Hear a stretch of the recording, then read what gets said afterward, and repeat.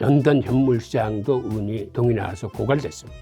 그러다 보니까 급히 중국의 은을 1000톤 이상 비행기로 공수해 와서 장마치 금리가 33.9%예요. 완전히 고리대금 금리로 빌려왔습니다. 즉 중국에도 이젠 은실물이 없다라는 얘기로 마찬가지예요.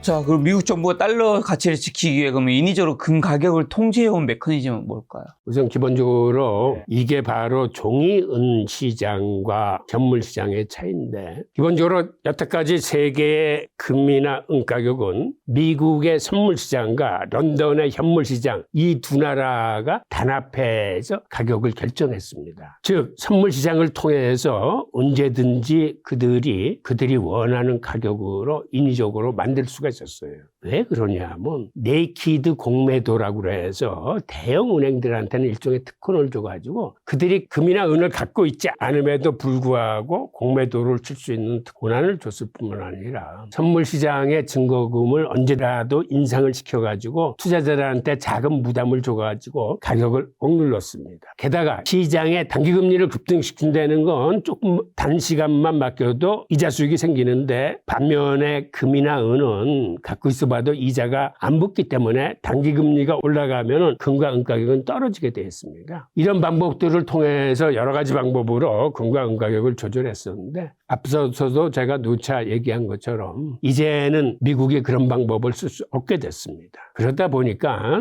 이제는 시장에서 수요와 공급에 의해서 가격이 결정되고, 또 그 이외에도 중앙은행이 금을 대여함으로써 실제로 시중은행들이 그들이 갖고 있지도 않은 금을 판다거나 유통에 참여할 수 있었고, 그 다음에 현물을 받아가는 조건이나 과정을 좀 까다롭게 맡겨서 가능하면 현물을 선물시장에서 받아가지 않도록 하는 조치를 한다거나, 그 다음에 여러 가지 홍보 방법을 통해서 금은 이자 한 푼 안 붙는 무수익 비생산적인 자산이다라는 걸 일반 투자들한테 계속 주입함으로써 대부분의 선물시장 투자자들은 가격에 대한 베팅이지 그거를 현물로 바꾸겠다는 생각을 거의 안 했어요. 그리고 99% 이상이 다 현금 정산하고 가격 이익만 취했었는데, 이게 최근 들어와서 확 바뀐 겁니다. 요즘처럼 환율도 급등하고 이 위험한 시기에는 몰라서 못 받고 있는 돈부터 다 챙기는 게 진짜 중요하거든요. 그래서 저도 요즘 받을 수 있는 지원금들부터 다 챙기고 있는데요. 약정 지난 인터넷, 정수기, 휴대폰부터 카드 발급, 캐시백까지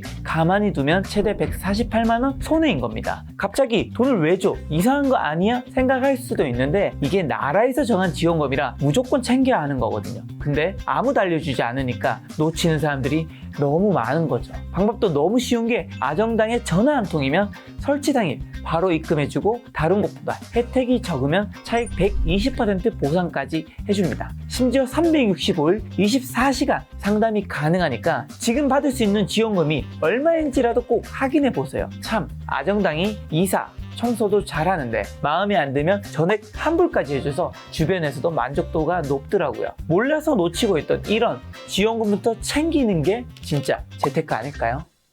자, 그러면 은은 기금속을 넘어 왜 AI, 태양광, 전기차 산업의 핵심 자원으로 불리고 있을까요? 기본적으로 은은 산업용 수요가 60%가 넘었고 지금은 한 70% 정도로 치닫고 있어요. 그리고 ETF나 이 선물 시장의 투자적인 요소로 대부분이 쓰이기 때문에 그런 의미에서 수요가 굉장히 늘고 있습니다. 이렇게 수요가 늘고 있는 이면에는 왜 은의 수요가 이렇게 느냐면, 기본적으로 지구상의 광물 중에서 은이 전기전성성이 가장 높아요. 우리가 알기에 전선 같은 건 대부분 구리로 만드는데 고급 제품은 전선을 은으로 만듭니다. 왜 그러냐면 전기가 훨씬 빠르고 안전하게 안정적으로 공급이 돼요. 그러니까 일반 제품에는 지금 다 구리선을 씁니다. 그런데 고급 제품, 예를 들어서 태양광 패널이라거나 전기차라거나 특히 자율주행에서 빨리 신호가 전달돼야 되는 거, 그 다음에 AI 데이터 센터, 5G나 6G 고급 제품들, 반도체, 전력망 확충의 이런 접점 같은 거는 죄은이 사용됩니다.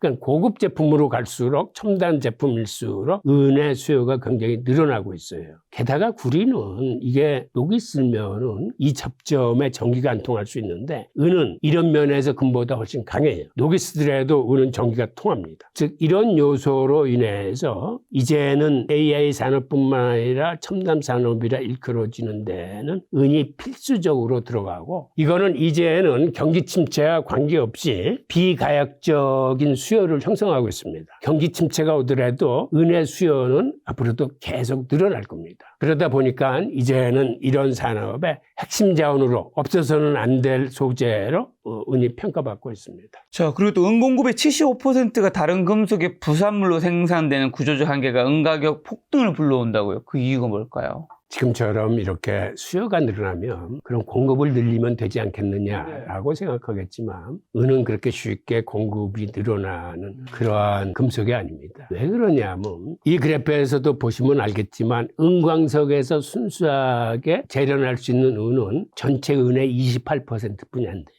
그러면 72%는 뭘로 은을 생산하느냐 하면 다른 광물을 재련할 때 딸려 나오는 부산물로 은이 생산이 됩니다. 가장 많은 게 아연하고 납이에요. 보통 아연과 납은 광석에 한 광석에 들어있는데, 이렇게 아연과 납을 재련할 때 이때 나오는 은의 부산물이 가장 많습니다. 그러니까 은 생산의 31% 정도가 아연 재련할 때 나와요. 두 번째가 구리 재련할 때 한 27% 정도가 그때 딸려 나옵니다. 세 번째가 금 재련할 때 한 14% 정도가 부산물로 딸려 나와요. 그러니까 72%가 부산물로 생산되는 거기 때문에 이렇게 은수요가 늘어나더라도 공급이 뒷받침해 주지 못하고 오히려 공급은 매년 줄어들 가능성이 더 큽니다. 전고체 또 배터리 상용화 시 은의 수요가 현재보다 몇 배 이상 급증한다라는 전망은 타당한 건가요? 이거는 앞으로 추이를 좀 더 들여다봐야 되겠는데, 뭐 지금보다 몇 배 폭증한다는 거는 과장의 가능성은 있습니다. 그런데 여기서 우리가 알아야 될 점은 특정 전고체 설계, 즉 지금 삼성 SARD가 하고 있는 은탄소 복합층 같은 구조로 전고체 배터리를 만들 적에는 은이 이렇게 많이 사용되는 거는 확실합니다. 그래서 어떤 얘기가 나오냐면 그때는 셀당 은이 한 5g 정도가 필요하기 때문에 차 한 대에 들어가는 은은 자그마치 1kg 정도가 소요될 것이라는 그런 추정치들이 있어요. 즉, 한 대에 1kg가 들어간다면 어느 정도 많은 은이 들어가게 되냐면, 지금 전기차 연간 생산 대수가 한 1600만 대 정도 되는데 그 중에 20%만 전고체 배터리를 쓴다 하더라도 대당 1kg가 들어가면은 1년에 16,000톤의 은이 필요한 겁니다. 즉 연간 공급량의 절반 이상의 은이 전고체 배터리에 필요한 거예요. 완전히 이제 게임 체인저가 되는 거죠. 그렇게 되면. 그런데 기업의 입장에서는 은이 이렇게 많이 들어간다면 그 배터리 가격이 너무 비싸지고 전기차 가격 또한 비싸지기 때문에 어떻게 하든지 이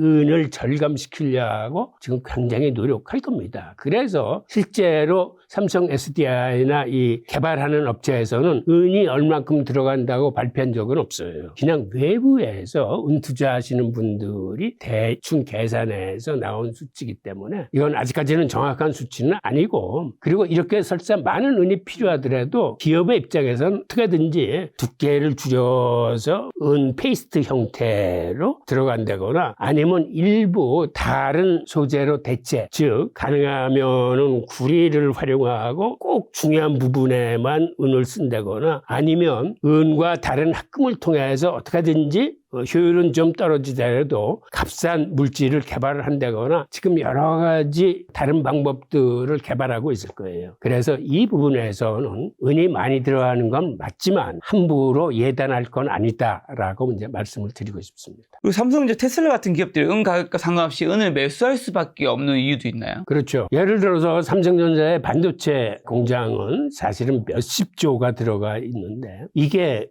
은 몇백 킬로그램이 없어서 반도체 공장이 쉬게 되면 안 되기 때문에 이런 경우에는 특히 은이 들어가는 건 5나노 이하 공정의 고급 반도체에 들어가는 거거든요. 그러다 보니까 설사 지금보다 은 가격이 10배, 100배 뛴다 하더라도 이런 공장은 공장을 세울 수가 없기 때문에 이들은 은을 갖다 씁니다. 한마디로. 그러니까 이런 요인으로 인해서 은은 가격에 비탄력적인 수요를 갖고 있다. 즉 한마디로 가격이 아무리 올라도 전기차나 반도체나 AI 데이터 센터 같은 데는 은이 필수적으로 쓰이기 때문에 삼성전자나 테슬라 같은 기업은 은 가격에 상관없이 은을 매수할 수뿐이 없다라고 말씀드리면서 사실 지금 삼성전자나 삼성물산 같은 데가 전략적으로 은을 매입할 전략들을 시행하고 있습니다. 해외 뉴스를 보면 삼성전자가 코맥스에서 대충 이러한 정도의 은을 좀 달라 그랬을 적에 코맥스가 삼성전자가 요구하는 10분의 1 정도뿐이 우리는 대줄 수 없다라는 기사가 한번 나왔었고요. 또 하나는 삼성물산이 새로이 개발된 은광의 장기 계약을 맺는 프로젝트를 체결해서 은의 공급을 나름대로 큰 요동 없이 끌고 가려는 이러한 여러 가지 프로젝트를 추진하는 걸로 알고 있습니다.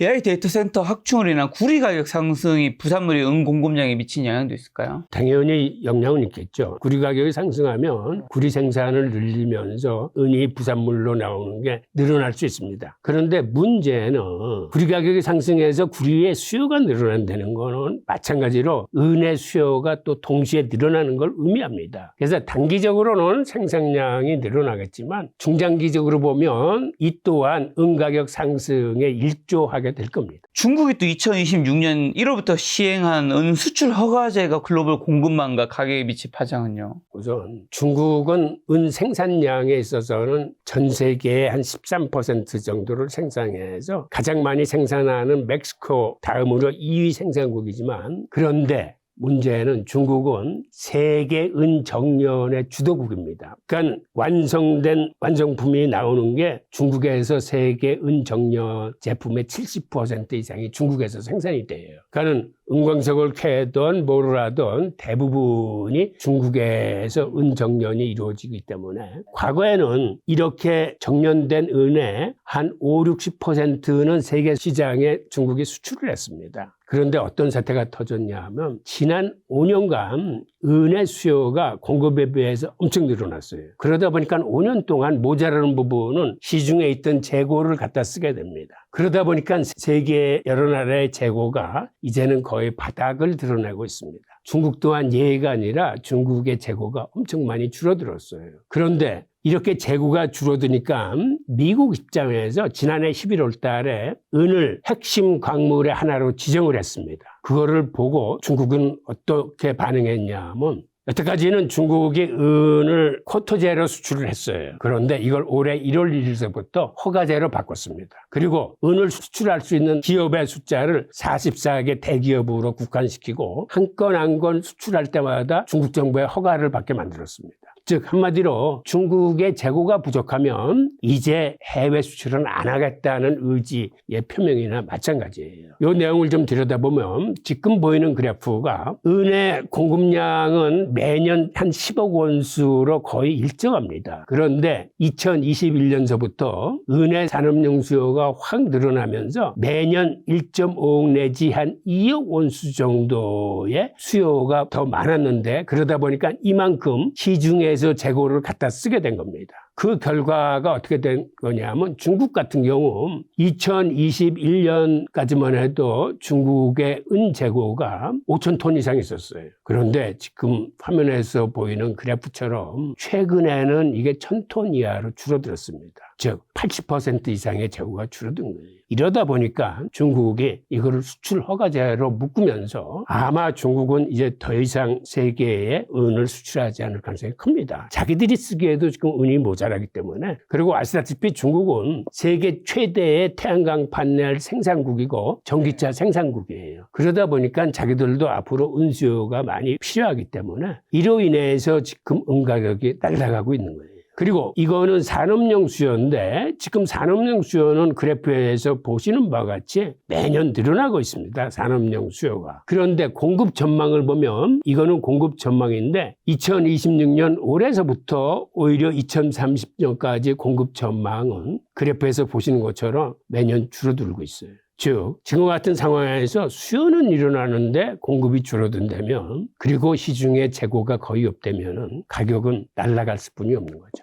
미국의 그러면 은 전략 자원 지정 논의가 만약에 현실화될 경우에 투자자들이 좀 주의할 점은요? 미국은 지금 은을 핵심 광물로 지정을 한 상태인데 이 다음 단계가 전략 광물로 지정하는 겁니다. 전략 광물로 지정한다는 얘기는 무슨 얘기냐면 이거는 정부가 직접 들어가서 다 관리를 하겠다는 거예요. 그러니까는 정부가 우선 구매권을 갖고 있을 뿐만 아니라 비축 정책이나 유통 관리도 정부가 다 들어가서 하고, 그리고 가장 중요한 군수나 핵심 산업에 우선 배정해주는 이러한 거를 의미하는 건데, 그런데 제가 보기에는 미국이 이걸 전략 광물로 지정하기에는 중국의 눈치가 보일 겁니다.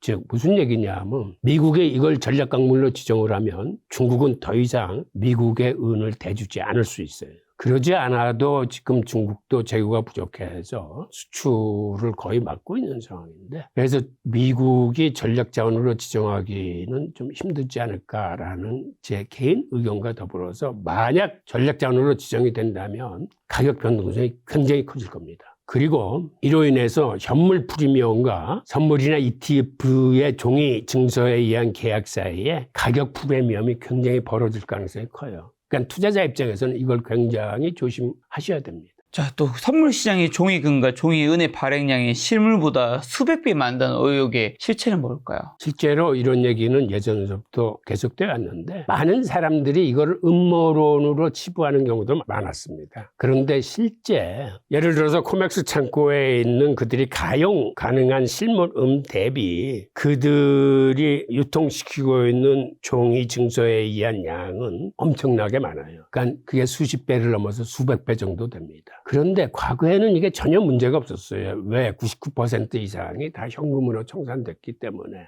이게 은행의 지급준비금 제도하고 사실은 그 맥락이 같습니다. 은행도 예금한 돈만 딱 대출해 주는 게 아니라 그들이 지급준비 제도라고 해서 그 자산의 한 8% 정도만 준비금으로 가지고 있고 대출 금액은 예금 들어온 것보다 훨씬 많이 늘려서 함으로써 즉 신용 창출을 일으키고 있는데, 마찬가지 개념으로 그 많은 사람들이 동시에 은을 찾으러 오지는 않을 거다라고 생각했기 때문에 갖고 있던 실물보다는 훨씬 많은 양을 발행을 했고, 그리고 거래 과정에서도 공매도라거나 여러 가지 기법들이 횡행했었는데, 그런데 이제는 실물이 부족화되는 거를 많은 사람들이 알고 나서부터는 지금 이게 문제가 되고 있습니다. 저 JP모건이 아까 말씀해 주신 스푸핑이라는 수단을 은가격이 오랫동안 억눌러 목적은요? 기본적으로 은가격이나 금가격은 미국 정부가 달러 통화 시스템을 보호하기 위해서 인위적으로 선물 시장을 통해서 눌러왔습니다. 그런데 금가격보다 은을 더 눌러왔어요. 게다가 은은 JP모건 같은 매집 기관들이 들어가서 스푸핑이라는 불법 수단을 활용하면서 악용하면서 은을 매집했기 때문에 최대 한도로 짓눌러서 거의 채굴 단가 근처에서 은을 매집을 합니다. 그렇다면 그들이 어떻게 은가격을 짓눌렀냐면 스푸핑이라는 이 기법은 예를 들어서 호가창에다 대량으로 매수할 것처럼 큰 물건을 띄워놓습니다. 그럼 초단타 매매에서 즉 1000분의 1초 이내에 거래되는 매매에서 그걸 사기 위해서 매수 주문을 내면 그 짧은 시간 내에 빨리 그 물건을 없애버리고 매수 주문이 그 밑에 쌓여있는 것들을 매수하면서 가격이 확 떨어집니다. 즉 이거는 불법입니다. 그래서 이거를 미국의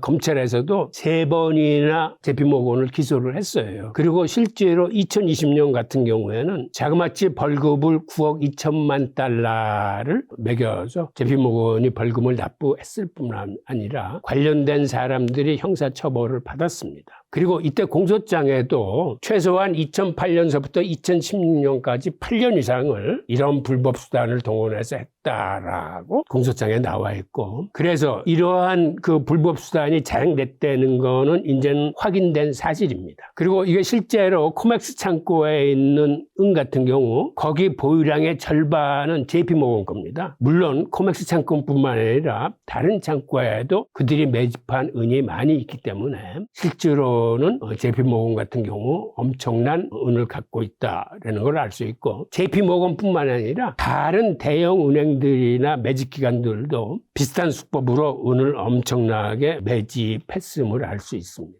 또 인도 런던 시장에서 발생한 실물은의 고갈 사태가 시장에 주는 경고 메시지는요? 이게 지난해 발생했던 가장 중요한 은 고갈 사태인데, 지난해 10월 17일 금요일 날 무슨 일이 있었냐면 인도에서 힌두교 축제를 앞두고, 그러지 않아도 인도는 이 현물 수요가 많기 때문에 현물 프리미엄이 다른 서구에 비해서 한 10% 이상 붙어졌어요. 근데 그렇게 비싸더라도 이 사람들은 은 실물을 사는데, 이때는 인도 전체의 은 실물이 동이 난 겁니다. 그런데 같은 날 런던 현물 시장도 은이 동이 나와서 고갈됐습니다.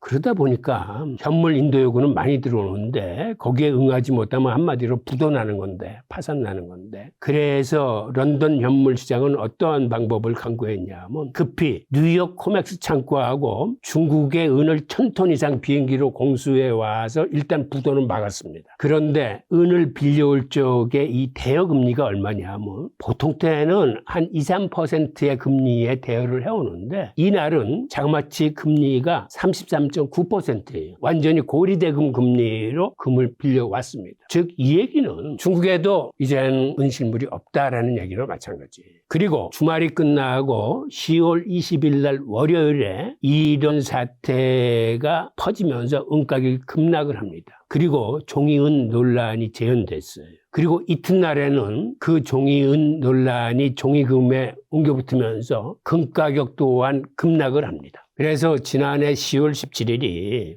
이제 시장에 진짜 실물이 없구나 라는 걸 투자자들한테 각인시켜준 해입니다. 그러다 보니까 은가격 같은 게 바로 10월 17일 날 문제가 생겨서 금가격이 빠지면서 그 이후로 은가격이 이렇게 날아가고 있는 이유가 시장에 실제로 실물이 거의 동이 났다는 게 확인이 되고 지금 은가격이 이렇게 날아가고 있는 겁니다. 금 또한 지금 보면은 10월 21일 날 엄청나게 빠졌어요. 그래서 여기도 종이금이 문제가 되는가 싶더니 일단은 봉합을 해서 다시 가격은 올라가고 있습니다.